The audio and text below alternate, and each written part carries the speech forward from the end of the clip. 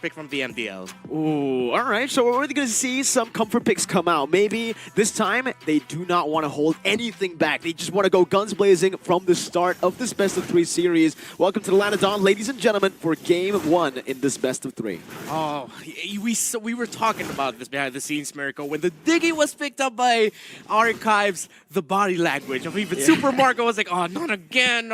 The hero we hate going up against. Even us on desk, because especially me, I just saw what happened in game number 1 of RRQ versus Homeboys when the Diggy got picked against a full CC teamfight composition. And right now, you're already seeing it from the early game. I think BREN, they have kind of the same style. Hazen tries his best to go for the Lethal Wanderer, but BREN is trying to do what RQ couldn't in game number 1. Overwhelm the Diggy with a lot of CC to bait out the time journey. And let's see if BREN Esports will succeed with that in the bottom lane. We get a double gold lane, starts him back. Oh, difficult spot that he was put in. Already forced out the flicker of the gold laner of Archives Esports. Well played. I mean, we saw the Melissa pick as well early on, and we were talking about why the Melissa was picked up here, especially considering they were up against the Diggy, who can actually just get everybody to disengage. Especially because Archives picked up a Brody. Not that good in lane against the Melissa. We're going to have to see how they actually utilize this Brody to try to convert onto objectives. Yeah, it seems like Archives Esports were already thinking about the late game with picking up the Brody, knowing that, oh, there's a chance we might not get this early on. So, you know what, let's just do the late game strat here. And let's see if they'll get that far. Again, it is the Diggy that BREN Esports is up against. So Ogwen needs to really be careful of his timings with this initiations and setups. How do you think they need to tackle these team fights for both of these teams? Like, what does the Edith bring to the table for Archives? Oh, JM can either start things off or just be really good with the counter punish. But here in the Turtle, they're fighting. Good dodge from Flap using the Vengeance, but Lord JM already utilized the Flicker early to gap close. View now opening up the map, trying to go for the steal. Kyle Teasy with a lethal counter, View, who finds the kill. First blood also for Kyle Teasy. Meanwhile, down below, Super Marco able to utilize this winning matchup, but we do have 3 P spams in the all chat. It does seem like Archives are experiencing actually crashed into the turret. On top of that, Melissa was able to get a few good shots on the turret as well. So early snowball is usually the key to a Brody and a Melissa. Yeah, but then at the same time, you could already tell, again, from the draft, we mentioned that Archives most likely already considered the scenario. That's why they picked up the Brody. They weren't always, they knew that they would probably struggle in the laning phase, but they said, you know what, let's trust in our ability to come back. And that's what Archives is super comfortable with. They made a name for themselves in MDL Philippines when they were still Next Play EVO's Tiger Cubs, with being able to make a big comeback from behind situations somehow. I think it's mainly because of the Edith pick. The way that they are able to come back in games is through, sure, the gold lane losing in the matchup, but it's all good because you already have that secondary carry up top, just farming, getting that XP. And the thing about the Edith is not a lot of people are go up against the Edith much in ranked and even in scrim. So the calculation of how much you can throw at the Edith, how much you can soak in, the limit testing hasn't been there for a lot of these teams up against the Edith, and it surely is maybe a strength that JM could try to utilize here. Yeah, I like that you mentioned limit testing and familiarity, because that's really a big factor for pros. Like, sometimes there's a hero that falls off of the meta, but then suddenly it comes back, and then teams are like, wait, how do we play against this again? It's been quite some time. So that might be a big factor here, definitely, for Archives. And considering that with how they drafted, having the Edith means that they had good sources of magic damage potentially in the mid game, which is a very crucial condition in MPL Philippines, or for Filipino players, that they need to have more than one source of magic damage if they want to be able to bridge into the late game well. It was also just, I feel like in the draft, it was placed really well. The Grok pick really made us think. We were even thinking, can Ogwen play the Novaria? We've never seen him on, Novaria, obviously, because it's new. So back in MPLPH, we didn't really get to see that. But even on Enchanters, it's kind of weird to see Ogwen on a hero that's not flashy, that's not a hero that can actually take the first step in the team fight. Yeah, and BREN Esports will really need to bide their time again. They're up against the Diggy pick that they strongly dislike. But here in the bottom lane, look at that, Mirko. That's going to be a 3-man rotation by BREN. They're continuing the pressure. Spider-Man might go back. Let's see if they can get some puck. Unable to cancel the recall, but this is already going to be good again. What Ogwen's doing is just pressuring Sompak, just trying to force him to move away, giving Super Marco so much space. And hey, Kaizen finds the orange buff, instantly just goes down below. He needs to help Sompak. If the Brody does not get an early snowball or a good lane, it's going to be really tough, especially considering he got the killing spree. Oh, the vision provided by Few, but here comes BREN fighting. Oh, look at the wall, pinning him down, forcing a flicker. And he's going to lose it a lot once again. You can already see Super Marco 2 levels ahead. Sompak almost some pin to the bad spot there, but he was able to get away. Good for Archives, but BREN Esports knowing that again, Super Marco is just winning the lane as expected.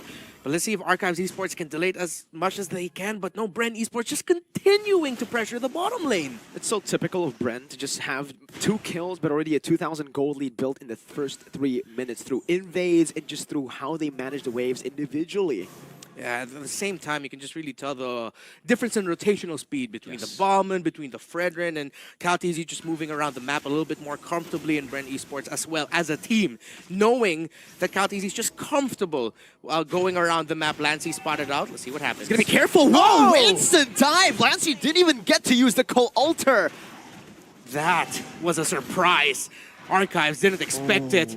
Purple buff, though, K's unable to get it. They even baited out the Retribution. Meanwhile, down below, Super Marco jumps in. It's a wild charge that takes Sompak down. Still 2 levels below. Kaltizi now with a lethal counter and that Retribution advantage will be able to secure the second turtle of the game pretty comfortably. Waiting for the dash. Lord JM not able to use the armor. Oh, Kaltizi with a great sidestep back and forth. Happy feet. That was a Kaltizi crip walk right on the face of Lord JM, being able to dodge that Edith. And again, all across the map, the XP has turned into a dead lane. The turtles are for BREN and Kyle, and the gold lane is just totally Super Marcos right now, Mirko. Another wave. Sompak has lost another wave. And on top of that, every single lane is losing because of this Bauman pick. This mid lane shouldn't be going the way it's going right now. It shouldn't be this smooth. Meanwhile, though, a lot of mismechanical moments happening from Lord JM that is really uncharacteristic, especially on his signature pick. Yeah, I think he's looking at the Arlot right now and saying, I wish I could have gotten my hands on that, but he didn't. He did get his signature Edith, though, but right now, FlapTG just looks comfortable dashing all around the Edith. Just pushing the pace. Again, he already has a 2-level lead, so he can they want to do. Astral Recall already connecting onto Sompak, but the Astral Meteor will not be able to connect. BREN are looking to siege this down. Just completely zoned out right now. Archives Esports, Lancey forced to go back, and as expected, the Melissa will be able to get out of lane first. Few just as a warning shot onto Spider-Man, said, I'm going to hit you with my Astral Recall, and it is getting close to a 5,000 gold lead, almost 6 minutes in. Archives, what else can they do at this point? They just somehow need to get resources somewhere. How even the jungle right now is getting invaded already by BREN Esports. They really understand how to push the pace, and even in the XP lane, Lord JM on a signature Edith getting out-traded by FlapTZ, one of the veterans as well. Considering he's still very young, it's very strange to call him a veteran.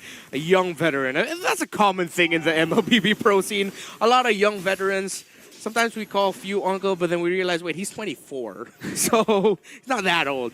Not old at all. Not old at all. But BREN Esports right now still just has an insane hold on the map. Archives cannot find anything. Nothing. Not even their own jungle. It's going to be invaded now. 10 seconds on the orange buff, and look at where Kaizen is at. They need to look for a trade, and that's in their minds right now. Few going to be pinched down. He does have the Purify. Holding on to it. Finally pops it as the Shadow Stampede gets locked onto him. Lancey not zoned away. Few tries to go for a cheeky Astral Meteor, but it's still just them trying their best to neutralize Sompak on this Brody. Yeah, and Archives responded by just saying, oh, look at the damage of Marco! No Inspire. If he used that, there's a Time Journey baited out as well. They are overwhelming the Diggy and the Brody really well, and it's another turret, just clean. Meanwhile, the Fredrin brought back to the team by the final slash. The Appraiser's Wrath connect to give him more sustain, and Kaizen gets out. Kaizen surviving a scrap against 2 BREN Esports members. Lancey and Lord JM in mid. They're not going to commit into anything. What? They know it's so risky. No way. 7th minute, final slash on the 3. Oh! Oh my goodness, and the Ogwen with the Wombo as well. Lord JM using the Primal Round to get that shielding. Beautifully done as Kaltiz isn't able to finish him off, but that's another Astral Recall, and you can see it, you can sense it. Few is hungry for blood. Super Marco though jumps in with the Monos. One more hit. Oh. Lord JM always just defying odds and surviving. Oh, I saw your reaction earlier, Marco. 7 minutes, a golden staff already for Super Marco. Archives, can they get out of this, or will BREN Esports find another win? Did you even see the Cult Altar? It came out instantly, disappeared as Few almost just threaded the needle to find Spider Miles. Another free turret goes to BREN Esports, 6K gold lead in the 8th minute. But honestly, Renmar, can we talk about how crazy it is to get Golden Staff, 3rd item, Power Spike item for Melissa in the 7th minute? Yeah, and being 3 levels ahead up against, well now 2, but it's getting close to 3 as well, up against your lane opponent. BREN Esports, if you're just watching this series right now, Archives versus BREN Esports, 2 Filipino teams. BREN Esports take their condition of the early game perfectly. Set Super Marco up for success, win the objectives if you can, and they did. And now Archives, with a lot of grit and heart, will try to find a way to make a comeback against a BREN Esports that snowballed really quickly. I don't even think they can do anything about it, right? I mean, that was a free Lord this time around. A final slash brings Lancy back. The Vengeance not reset. And one charge from Ogwen! Right on to Spider Miles, and the lethal counter takes him down. Kaizen forced out of his own jungle. Kyle Teasy with a 2-level lead, but Kaizen is unable to even go for the retry. That level lead is really doing a lot for Kyle as he out-retries Kaizen. Up against the Diggy pick that BREN Esports have for the longest time strongly disliked. Ogwen has just cracked the egg of Super Miles, and Archives Esports are just trying to hold on for dear life. Kaizen with taunts. BREN are just continuing this demolish job of Archives. They're on a different level, and it's another snipe down with the Astral Meteor.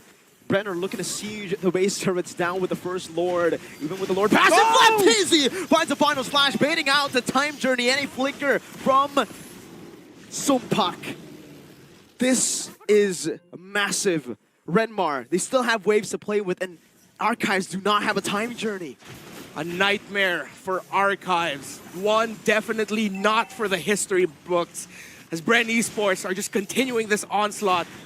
Full info gathered, and the damage coming from Super Marco. It's melting them down. Melting them down. BREN Esports now with a 9K gold lead and a few snipes downtown.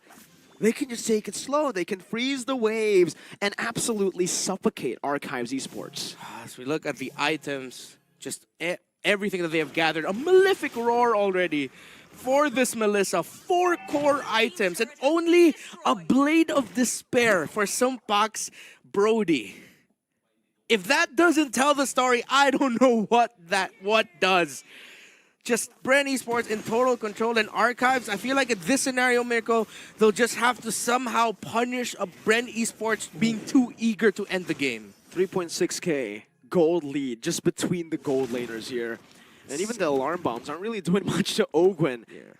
With, again, Spider Miles going for magic, you usually expect just much more damage to come through. Yeah. And that's why Archives drafted like this. But then, again, with the draft that they have, it is susceptible, or BREN are susceptible to getting punished if they're not careful. But BREN just look sharp.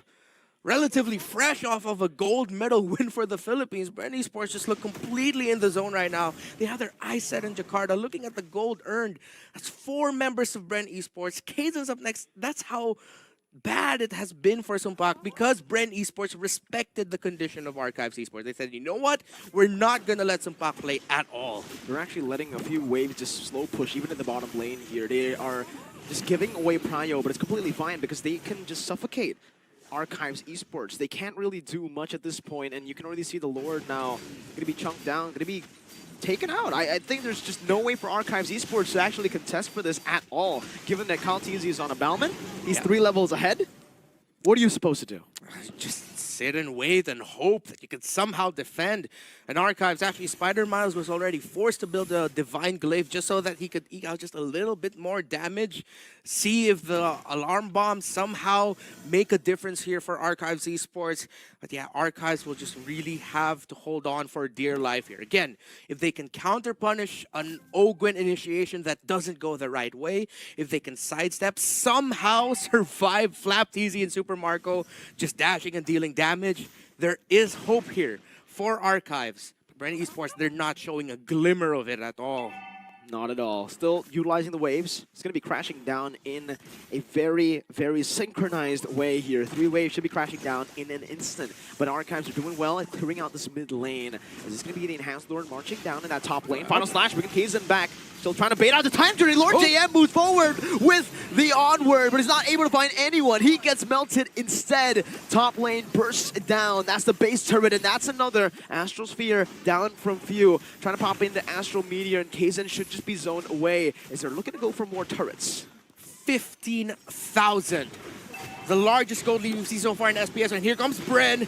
Will they end it here? They have the minion waves. They have the control. Is this it? They have the control, no reason to go for a desperate play. Play it slowly but surely with the waves crashing from time to time. Super Marco has built up a Windtalker.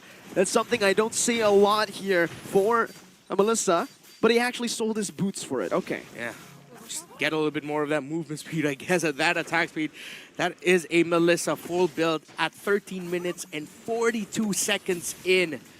Flapteasy picked up the immortality, so he can be reckless. He can afford to be reckless. Oh, Lord JM in the midst of it all, once again, going to be brought back. He has the Primal Rat, but he's not going to use it just yet. That's going to be the Time Journey and the Call Ultra, but they're all clumped up for Super Marco to deal all the damage in the world. Still able to defend right now as BREN Esports are knocking on the base with low HP. This might be the opening that Archives Esports want to look for. 5 versus 4. Minion waves crashing in. Mid's gonna come in first. BREN Esports, will they have the initiation from Ogwin? Final slash onto Kaizen. Saber to dash, but Ogwin with a wild charge comes through. View Astral Sphere, snipe from downtown. The base wide open, and it only took 14 minutes and 40 seconds for BREN Esports to win in game number 1.